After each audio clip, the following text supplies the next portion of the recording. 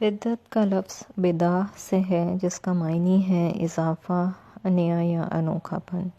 دین میں کوئی ایسا طریقہ، رسم یا کام ثواب کی غرض سے یا نیکی کا کام سمجھ کر شامل کر لیا جائے اور اسے ضروریات دین کا لازمی حصہ سمجھ لیا جائے، جس کی دلیل قرآن اور سنت سے نہ ملتی ہو، اس کو بدعت کہتے ہیں۔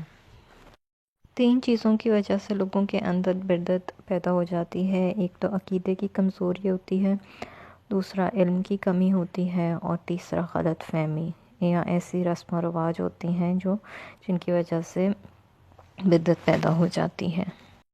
بدعت پر وعید بھی آئی ہے، اس کی مذمت بھی کی گئی ہے، اور ایسے شخص کے لیے جہنم میں ٹھکانہ بھی ہے۔ جو شخص جو ہے وہ اللہ اور رسول سے آگے بڑھے گا تو وہ اپنا ٹھکانہ جو ہے وہ جہنم میں بنا لے۔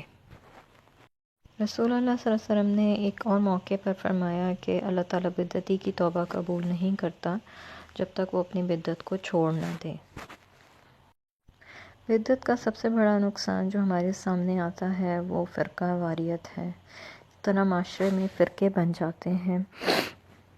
ویسے بھی کفر اور شرک کے بعد سب سے بڑا گناہ جو ہے وہ بدعت ہے۔ کوشش کیجیے اس سے بچنے کی۔